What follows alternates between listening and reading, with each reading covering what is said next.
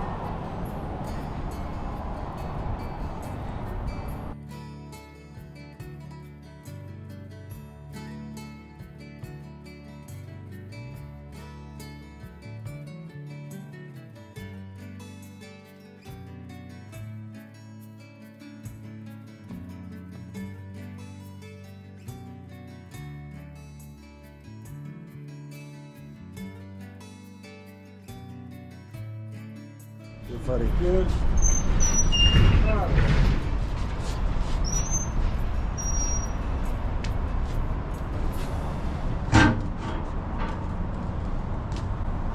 How many can you fit on this?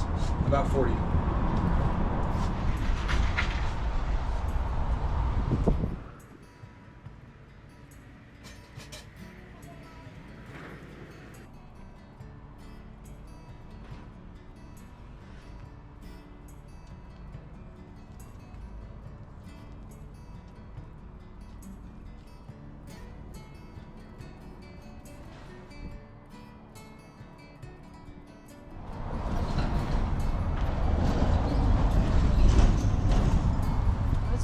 You had one, right? I had the one on the end. If you want to Okay. start there. Yeah, let's start there. I like your counterbalance action. I have the OG one in the warehouse. I can show you. Cool. But this was the one I had built. Again, this is pre Moberg smokers, like, you know, John, or what's his name? Lewis? John Lewis. You could kind of sort of get him, I think, but he was charging a lot of money at the time. Although that's probably cheap from nowadays. Yeah, exactly. So you could, that was like the only person making pets, and he wasn't really making them, I guess. So yeah, you know, found a company that rolled steel. Like, I couldn't find anyone who wanted to cut a propane tank. So this is like rolled steel. You know, my napkin drawing using the best knowledge I could. Yeah. You know, it's talking about these Mobergs and even the Centex, like, they got it dialed in. It really matters, those dimensions of how it all works in the smokestack. If you get it done right, you can do it right. So this one, you can see, like, I did it wrong. So we had to go to another welder and have them tack that on. And that started to pull a little better. But, you know, this was really fun. This was like, you know, figure it out, right? There's hot spots. It's not this easy machine that everyone has that, you know, I think it's great, but it's also, it's like, so easy in certain respects. Like, yeah. It's cool that everyone can get these smokers now and I think have an easier time with it. But back then, it's like you just kind of like, figure it out. Hope, you know, I really enjoyed it. I guess not figuring out how much wood you use, like figuring out how to hold temp. Not knowing what you're doing and not having anyone to talk to is like kind of fun. Yeah. You know what I mean? Like, it's like pioneering. It's hard. Oh yeah. It was a lot. I think the learning curve was a lot steeper back then versus now. Which again, I think is a good and bad thing. I like, you know, I liked that. I like feeling being this guy in a parking lot in a pawn shop in Oregon, figuring out how to cook meat. You know, I feel very nostalgic for those times. Yeah. But yeah, so this is you know, figured it out. We ran this, and we got a Lang 84. that we cooked ribs on. Okay. And we got a little bit busier. I sold that. And then basically that was all that would kind of fit in that area. And even this one, I remember like the builder was like, oh, I got an extra foot of steel. Did you want us to make it 9 feet instead of 8? And I was like, nah, dude, we're never going to sell that much brisket. Do you know what I mean? I was like, we don't need 9. 8's fine. 8's Oh, that's fine. interesting. And like now, I just remember kicking myself on that one. I could have used those extra. They're like firebox too. Look how long, how big. Yeah, I think I did like a 1/3. I can't remember it. Yeah, no, I'm gonna, and I'll go around and film it later on too. When you can talk about it. You know. And you have sunblock on it and stuff. Yeah. Anyway, like back to here. We moved here. Got the 4 Mobergs. Then we picked up this Centex as a 5th because Sonny's schedule was so booked up. Oh, so this is okay. This is the Centex. This is the Centex. Oh, of course it is. Yes. What does he call that front? Does he call that something? I don't know. A Centex. This like door, you mean? Yeah, the way that with the vents, those 4 vents. Is there something? Okay. It has a name, but we just use the vents as opposed. So to the Centex is the last one that you just received. Yeah. I mean, we got it 2 years ago, maybe. I can't remember. Okay. This thing I had built, we call it the Tootsie Smoker. So I think we're doing either. I'll open it up. Is it baby backs today or pork sticks? I don't know. The other guys know. So is this just to make coals? Yeah. So we use this at Eam. Eam's the Thai barbecue. Yeah. I'm like totally spacing. I think today is baby backs and tomorrow is pork steaks. But we'll do that for specials. And then you have this is for whole. Yeah, so we used this burn barrel. It wasn't super efficient. Then I built this one, also not very efficient. And then we just went to the charcoal. So basically, like, trying to do it the Tootsie style, the Snow's barbecue style of cooking pork steaks. There's no better way to do it. But ultimately, it just burns up so much wood. And I don't know if it's the kind of wood we're using or obviously the expense. It was just, it's not practical. It takes friggin' forever. We were finding like, well, let's just use this burn barrel kind of just to get the charcoal ripping, so we're not throwing raw, like unheated up charcoal. And we just kind of do the charcoal up to the side. Honestly, I think it would be hard to tell the difference. You know what I mean? Like coals are coals, whether they come from hardwood or they come from charcoal. Like at the end of the day, it just becomes more reasonable for like a restaurant, so we're not spending $100 to cook 10 packs of ribs. We just it's all part of the bottom line. We go straight, it's what rules can be bent, I'm not going to get a gas cooker and you know what I mean, you won't see that in here, but we got to like make this thing function, you know what I mean. Anyway, we'll get the coals in, we'll just throw them on the bottom like everything else. But you do pork steaks sometimes? At Eam. At Eam, only at Eam, okay. At Eam, we do them as specials, slice them up with a bunch of Thai stuff like the lettuce wraps and stuff. Okay. It's sick, it's so good. And like Thai cooking is really charcoal based. So like, again, it really kind of lends itself, all the Thai flavors, to the charcoal flavor versus your offset kind of style. What days of the week is Eam open? Every day. Every day. Yeah. So you should go there. Yeah, I want to go. Yeah. So it's really, really good. So you said it's hard to get in? Now, if you know the guy who owns it. Yeah, no, I'm saying. No, it's really busy. Okay. So you might, if you go on you're not uncommon to have a wait. But like you said, you let me know. I'll text you. Okay. Your table will magically be ready. Thank you very much. But it's we used to close during lunch, and then for dinner time we'd have a big line, and then it'd be like a 3-hour wait. Now we're open all day, so we have alleviated a lot of that pressure. But it still can be really busy, especially on the weekends. And why is it called Eam? It is the Thai word for satiated. It is also an acronym for the 3 owners, Eric, Earl, and Matt. So it kind of just does both. Basically, it's Thai barbecue with some cocktails. Earl is Thai. He does all the Thai stuff. I do the barbecue. And the other guy's the bartender. So super cool. I describe it as like, it's not fusion in the gross way. It's just like really good Thai food where the meats just happen to be smoked. So we did a lot of stuff that just lends itself to the Thai cooking, right? Cool. It's, again, I don't want to say it's authentic because it's not, but it tastes like it could be authentic. Yeah. That's cool. That makes sense. So. And Daniel mentioned to go again. Daniel mentioned I should go again. Yeah, I know he ate when he last went. You want to move your car real fast? Yeah. Let me do that. I'll stop. So are you cooking? So then you're cooking here for? We're cooking for Matt's Barbecue, the 2 Matt's Barbecue Tacos locations, NE. Okay. So We have a really good forecasting. We take a lot of data. We know on a Monday if we're going to do X amount of sales, this is how much brisket we're going to go into, this is how much ribs we're going to sell. We smush all those numbers together and we go, okay, that means we'll need 300 pounds of brisket raw today, which will cook down to whatever, 180, you know what I mean? Are you pretty good at forecast? Does it feel pretty good? Like, oh, we're great. Yeah, I think you have to be. Yeah. Right? This is, again, that business side of things. Yeah. Like, if we weren't, we'd lose so much money with all this dead product, you know? And we try to open, this is Portland, you can't just, for me, I mean, like Grasslands Barbecue notwithstanding, which is like more of an event kind of thing. Yeah. You know, for a 7-day-a-week restaurant that's open 365 essentially 362 days a year, we're Terry Blacks. That's how we look at it. We want to make sure we have the whole menu or as close to it the entirety of the day, because that's what Portland wants. They show up for dinner time and you're out of brisket, you got the 1-star Yelp review, they're screaming, they're going, why didn't you make more food, idiot? You know, like they'll just berate you. They don't have that Texas like, oh, it's not supposed to sell out. And you don't have the opportunity to explain it to every customer because there's 3 locations or whatever. They don't care. I mean, and they won't even ask. They'll be reasonably mad. so, they don't care. They're not allowed. They don't have to care, right? I'm listening to them. We're in Portland. Yes. They want to eat the full menu for dinner. I am going to try my best to do that without getting stuck with 20 racks of ribs at the end of the night and losing money. But having 5 1,000-gallon pits, that's pretty nuts. Yeah, that's we're pumping. Really. You know, Friday, Saturdays, these things are full. And we could probably use a little more space, you know what I mean? And we just make it work. But, you know, we have a good system.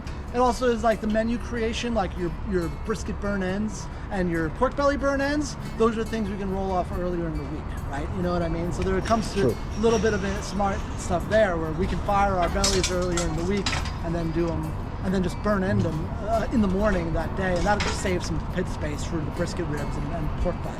You know, those are the things that we're running that day out and stuff. So. How hard was it to train people? Like, do people already know that? Are people coming from places that they had already cooked? We were able to get Mike. Mike moved up here, I don't know, like 4 or 5 years ago, something like that. He used to work at Franklin's and Terry Black's, so that was a great, bringing him on was really helpful. He was probably the first person that actually had eaten brisket before they worked here, you know, like generally speaking, there, especially back then, obviously the barbecue scene, I think, all across the nation has gotten so much better due to the fact that everything's so much more accessible and there's so much information out there from people like you and other, you know, there's just so many resources.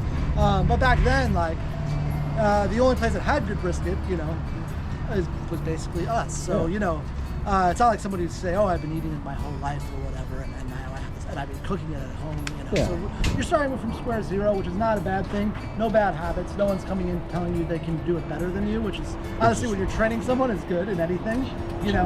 And you know, even with Mike, when I hired him, I'm like, dude, I know you're good at what you do. You might even be better than me. I don't care. Like, just learn my way, and then we can like take your knowledge and add to it.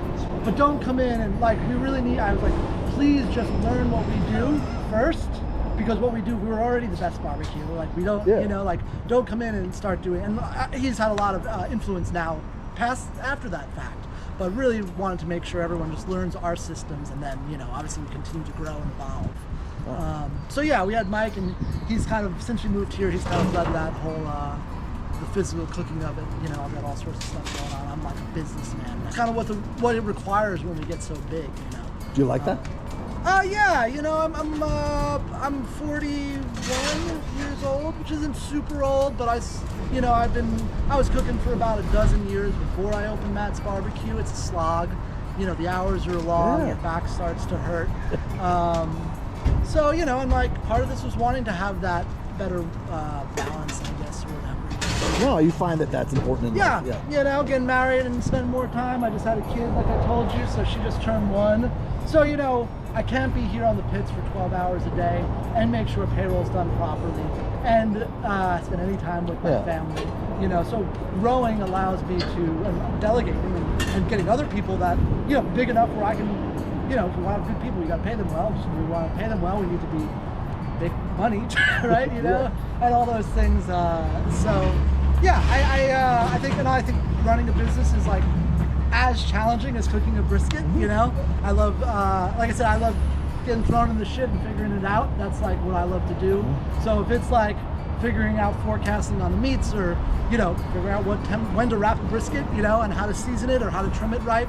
It's just another like problem that it's fun solving. And, I think there is no book on how to run a restaurant. Every location is so unique. Like what I know, it does not help us, a breakfast sandwich shop or it's just like no one really knows what they're doing in the restaurant industry per se. Like you really just have to figure it out. No, you don't. People don't realize that it's kind of just on a whim. Like it's just trying your best. Yeah. And people start liking it, and then all of a sudden things happens, and then there's like these taxes at the end of the year, and it just turns out you're supposed to be like writing shit down. Like the first year everyone figured. We're obviously after 9 years we're tight. Yeah. But like you have to. Well, insurance. There's so many different things. And nowadays it just keeps evolving. I was a healthcare professional during the pandemic, and I had to navigate all the different keeping people safe and doing the best I can to keeping everybody happy and keeping customers happy and making sure that we were doing what we needed to do to make people want to continue to come here during the. There's just so many things we need to be doing when you grow and you run a business like this. Yeah, that's mostly what I focus on. Wow, it's an amazing transition.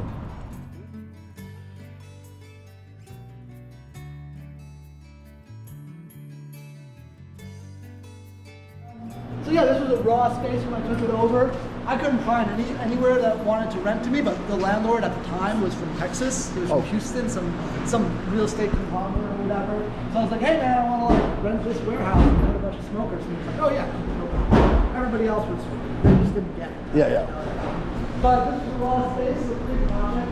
Is this Oregon oak? Yeah, white oak. So nice to have it stored in the wintertime indoors, We'll burn through 2 to 3 quarts a week, so we're going through a lot. That's a good amount, 125 will be a good guess. And yeah, we were actually all the carts nowadays we built, so my buddy's a builder. I built the first cart very jankily, figured it all out. I love the style though. I love seeing it. I can't wait to see it in person. Not a lot of food carts have their in-house contractors, like carpenters and welders and stuff. So there's a welding station in the back. Like I said, all the carts we built everything to spec. Everything is in the right spot, which is super sick. Really well insulated. We deal with the elements as best as we could. And yeah, it's like, we have an idea. We want to, you'll see our sauce station. It seems to fit perfectly, right? And that's because we built it, the exact right height to fit the 4 containers. And these are little things that we were able to do that I think hopefully gives the customers a good experience. It looks cool. It's fun. Again, designing the sauce cart station table is it's just as fun as cooking. The new challenges. Oh wow, is this little? Oh, this big red smokehouse, or little red smokehouse. That's what we started with EMAT before we moved out here. So we used to, pre this warehouse, we had everything in its own locations. So this is all wood. It's fine. I think it's probably the best unit you could do indoors and under a hood for the size again. But cooking outside makes it so much easier. It's over here. Let's go here.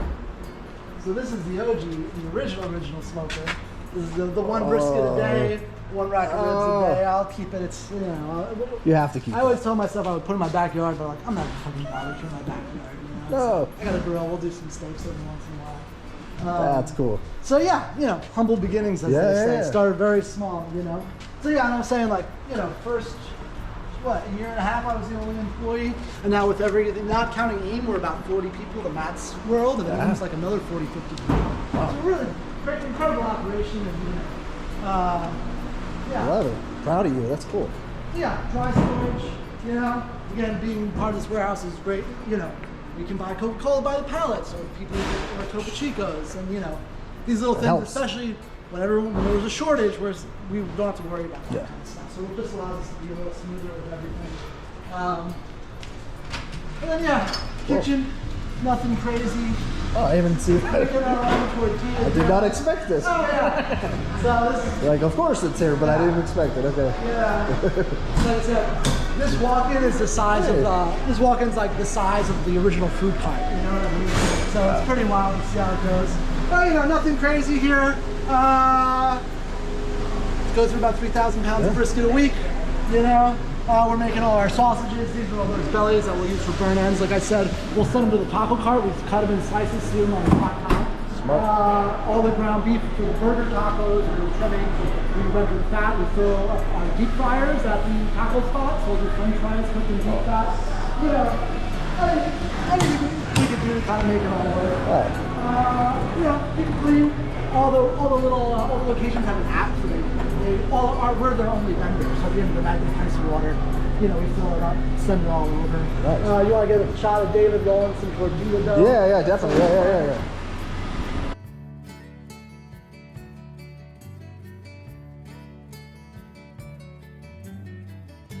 Thank you for this, man. Yeah, no worries, man. This is fun. This is like my Disneyland. Yep. Alright, well. After letting them rest for about an hour, once they're all these big dough balls, they're usually ready to go in. So we'll render the old, these have lard in them, we render the lard, that's kind of how this all starts.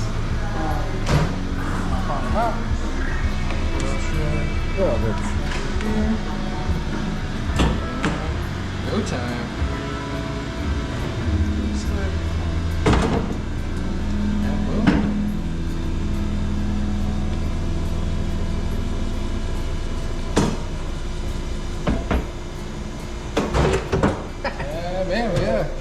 Lifesaver. Oh my God. We used to do that by hand. Yes. Like 8 hours for someone to do that. That is. Wait. What is it doing? It cuts in it has like a cutter thing, and then it just like rolls them. And yeah, there's cutters underneath. There's they're all like generally the same size. We split to like 48 to 50 grams dough balls. That is. And then you can take that, and then you press it on a. Yeah. So do you ship? You bring those to the taco truck? Correct. We pack them up like this, and they make we them send for. the carts, and then they press them out to the way. Smart.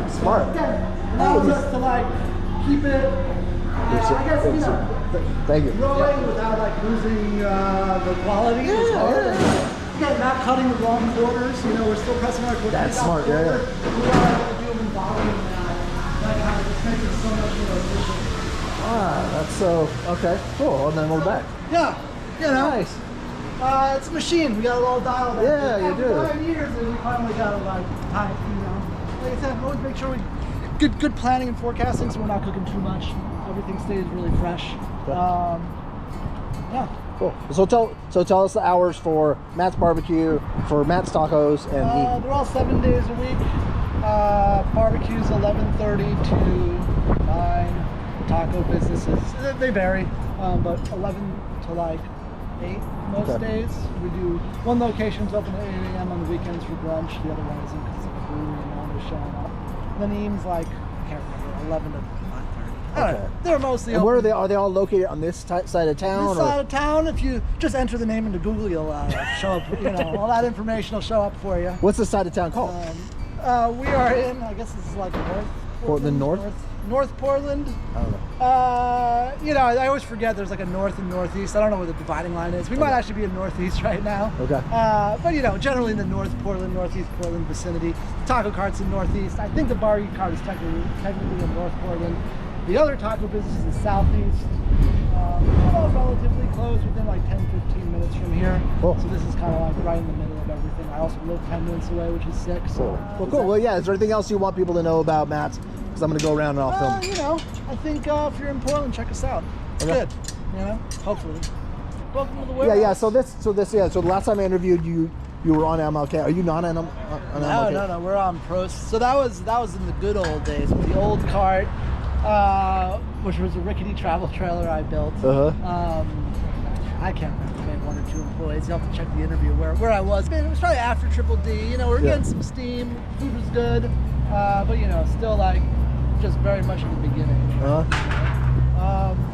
And yeah, cut to 6-7 years later. I can't remember. Yeah. It's been a while. We're at 9 years. I think it's been now. 6.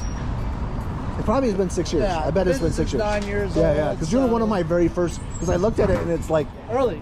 Skype and weird. Like the internet didn't work that great. Yeah. So then, when did you set this up? And was this kind of in the back of your mind that you'd like to have an offsite? It's always I mean, one day you just kind of work it out, but it was kind of became a thing out of necessity.